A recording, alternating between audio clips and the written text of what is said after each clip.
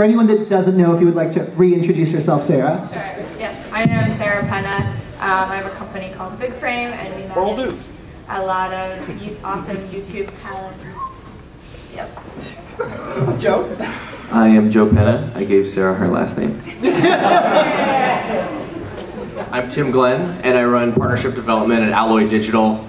And we own and operate a bunch of channels, partner with a lot of channels, and we are recruiting, and we're also looking at a number of acquisitions as well in the space. Awesome. So I think I want to begin with you. Tell me exactly what your company does and how it interacts with YouTube, for those of you that have no idea what Alloy does. So Alloy has actually been around a long time, about 14 years. Oh goodness, predates YouTube. For some of the females in the room, maybe they got Alloy or Delia's catalog, merchandising catalogs when they were little girls. I got those. The company has evolved a lot over the years, and now it is a multi-platform digital media company. We have a production studio, a talent representation wing. We just acquired a company called Generate in early January, headed by Jordan Levin, who's the former CEO and founder of the WB Television Network. So we have a lot of TV and film roots at the core of our company. And we run the largest youth-focused digital ad network online.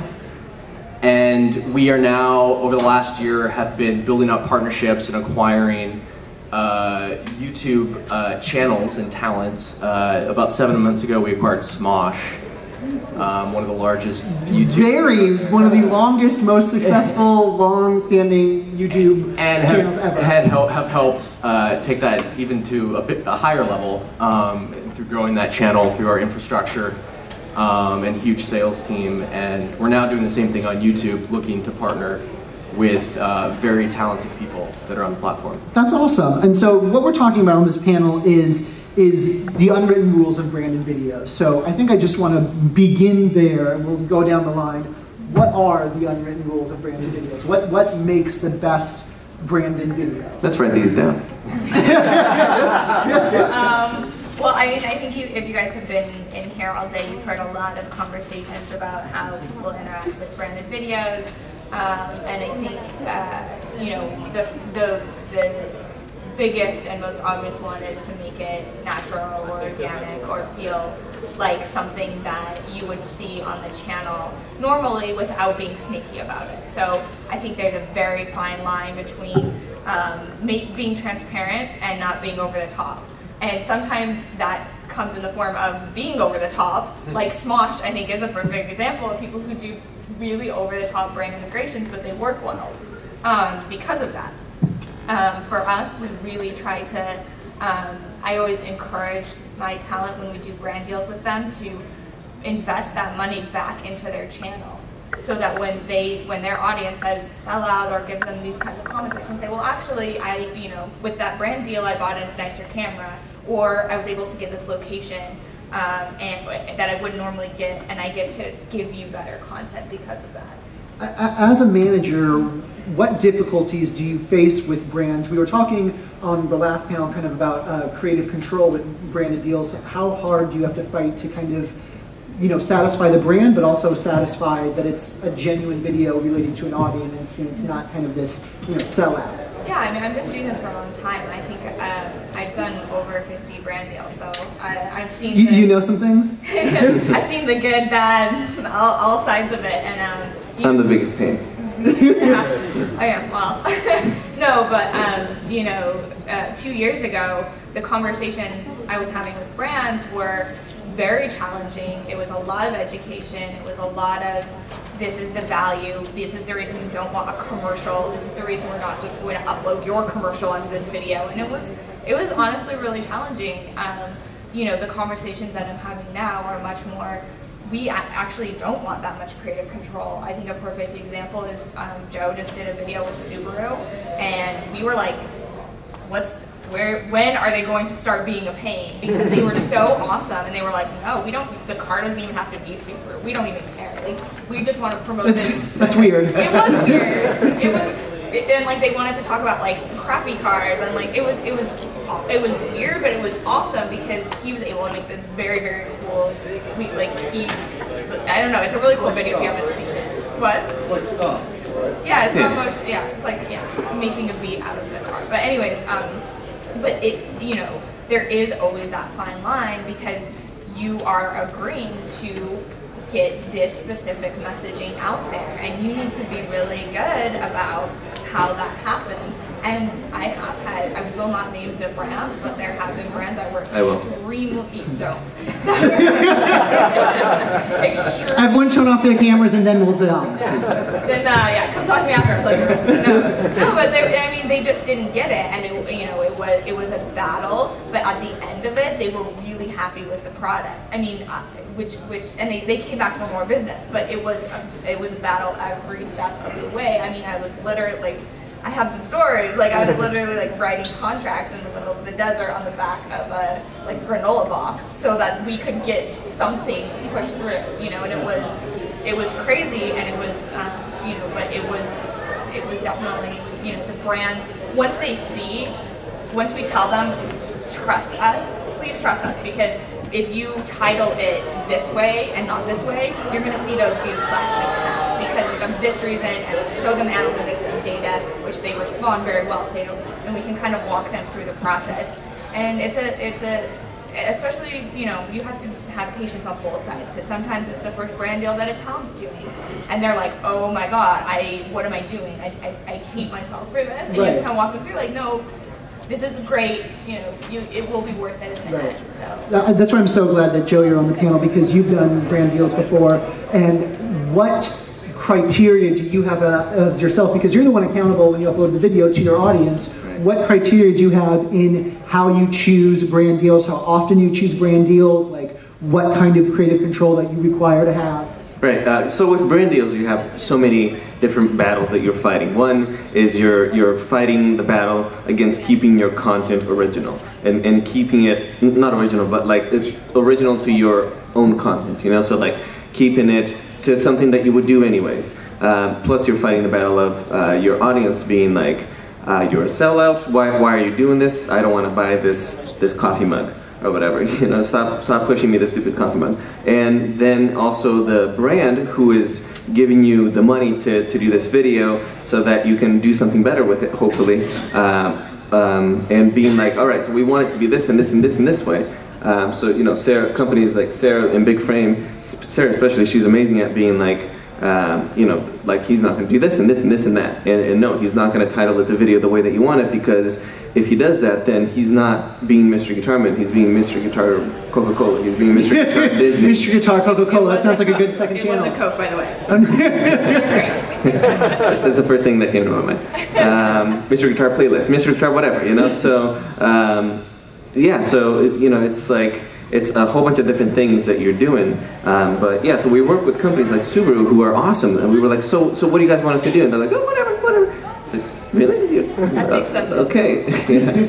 It's all right, so we're going to post this video now. Do you want to see it? They're like, I guess so. Yeah, I think that also speaks to sorry. No, it also speaks to really.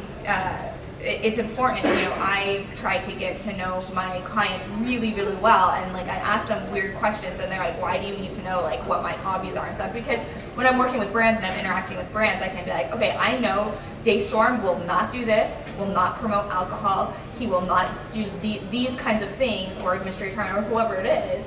I know that for a fact, so let's try to adjust and figure out ways of working together.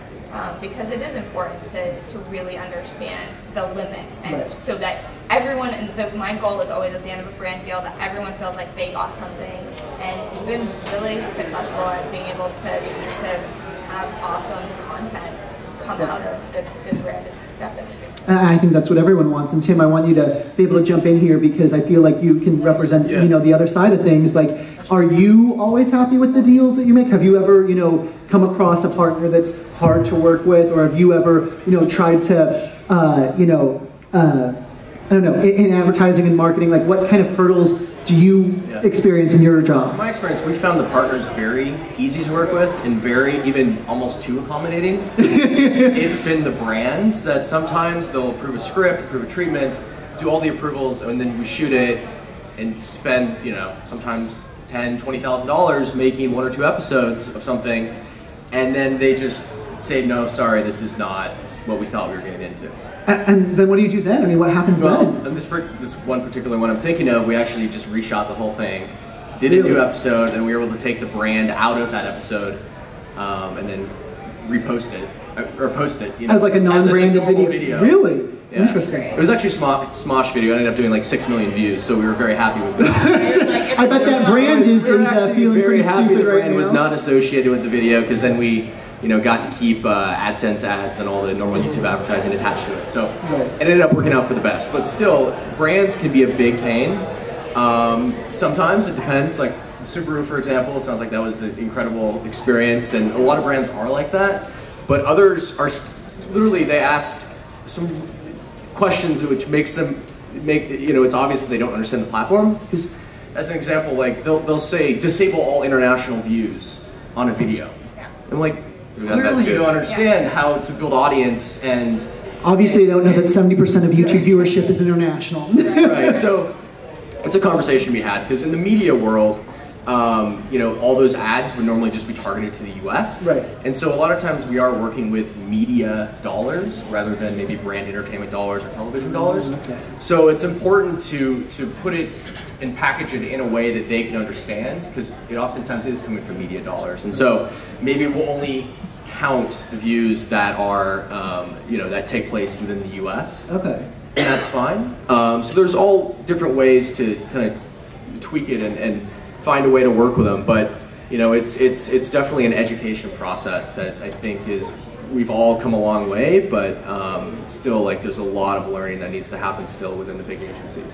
I think the biggest thing, is that brands have to understand that they are not going up to a commercial production company, because you know, because when you produce something for television, it's a lot different, because a brand can go up to a commercial production company and be like, all right, we want something like this and this and this, and this is what the actors are going to be saying, this is how our product is going to look, and you know, like, make sure you shoot it from this side, make sure the lighting is this way. And the commercial production company is like, anything you want, you know, you're paying us to get anything you want. And then they come to YouTubers and they're like, all right, so we want it like this and this and this and this. We're like, no, that's not how I do it. They're like, we don't care how you do it. It's like, you know, so it's like they have to understand that it's not a commercial production, that it's product placement most of the time, you know. So like, if there is some kind of iPhone app that I can do some cool music with, you know, I don't want the iPhone app being like, you do it like this and this. And it's like, no, let me do whatever I want with the iPhone app. And then at the end I'll say, hey, go get this iPhone app. Right. And that's the most genuine thing. You know, and most brands, after Sarah talks to them, gets it. You know, they get it, because they're like, oh, okay, so I get it. Like, you're gonna do what you're gonna do, right. And people are gonna be like, wow, that's great. Look what he's doing. And sure, our product can come along with the rest. Right. And Tim, what kind of brands do you like to work best with? What, like, do you find a more successful type of partnership, or what is your kind of goal, and you're in a perfect world, what kind of best deal do you like to do? I would say, I don't know about category or vertical, but if you can work directly with the brand, that's usually best case scenario, opposed to their agency of record, or even another agency which is working for the agency of record, which then reports into the client. Oh, that sounds complicated. There's so many layers sometimes, and they want to, sometimes some brands want to approve everything, and then each layer has to approve it. And some of the you know, it's a mess. Yeah. And so whenever you have the opportunity to have that relationship directly with the client, and maybe the agency can be looped in on everything too, but things tend to work a lot easier. The more CCs there are in an email, the worse. The harder it is. Well, there's always that, like, you know, creative executive at the agency that needs to have their stamp on it, and it just makes it. And then they want to hold you back, because they don't want you talking directly with the client, and so it can be tough. That sounds tough. I hate to do this, but I think we have to get to that part where does anyone have any questions? Or, yeah, in the very back, I see a hand went up. Two things. Isn't it when you create a sponsored video, it's more about managing the client's expectations and maybe writing up a document in the first place to avoid what happened with Smosh, wherein the client only gets one change, and then, I mean, I guess if you don't want to lose the brand. We do that, but yeah, we have decks and approvals, and scripts and shot lists with test shoots and everything, and it's still when if a brand decides, well, actually that's not the direction that we want to go in, or change their mind. Yeah, our messaging changed. Our CEO switched over in the middle. I mean, these are all real world examples. Our CEO changed in the middle of you doing your brand deal, and our marketing message has changed from X to Y. So your video no longer fits into what we're doing. I mean, there's no format and no template for doing a brand deal, because everyone is different every hour that you're involved in it. And even afterwards, I mean, we've had, surprise, the song that we forced you to use, our license is up, so can you go ahead and take that video down? It's like, well, it doesn't work that way, you know. And do you ever negotiate for more money, or are you always erring on the side of pleasing the client at all costs? Because in certain worlds, one would ask for more money because the scope of the contract usually guarantees a certain number of things. Again, it really depends on the product. Sometimes. It's usually the case where there's no additional money involved. Yeah. I think what these guys really get is that the client, making the client happy is only 50% of it. Making the audience happy is even bigger than 50%, which would be, I'll do the math later. Anyways. Do you contact and place cold calls to the agencies, or do you try the brands first and then they refer you to their agencies? I mean, we don't really cold call to anybody. So we've been around a long time and kind of have a seat at the table with, Fortune 500 media companies that we've been working with for years. So there's a kind of a formal RFP, request for proposal process within brand advertising, and so it's all about the sales team building relationships, mostly with the agencies, some client direct as well, and then you get the RFP. You usually have anywhere from 24 hours to a week to turn around. That's a request for proposal for anybody who doesn't know, or for pitch for anybody who doesn't know. Yeah, you usually have anywhere from a day to a week to turn around your concept and your pricing, and then they usually sit on that for a while. You guys got a day? Sometimes it's like, we need an idea right now, next 2 hours, go. Cups. And that's how it works? Always with the cups. Great idea, go. One more quick question. What kind of channels are you looking for right now that are hot for the portfolio of clients that you have? Mr. German.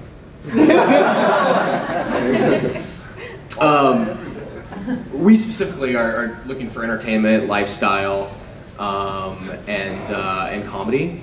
I mean, there's a handful of different YouTube networks out there that all kind of specialize within different verticals. And it's honestly like everyone is doing really well. It's such a fast-growing space right now that I kind of saw this happen about 5 years ago with the blogosphere. Like brand advertisers didn't really want to be, or were a little hesitant to be a part of that conversation, to run sponsorship programs, do advertorials or sponsored content and things like that. And now that's like all they, off YouTube aside, but on traditional websites, that's where they want to be. Like they want to be in branded blog posts and sponsored content and so forth. And now it's the norm. So I kind of see the same thing happening in the YouTube space right now, because it's really where the most authentic views and conversations are happening, and brands want to be there and are increasingly want to be there, and that's why I think this is one of the hottest spaces in digital advertising right now.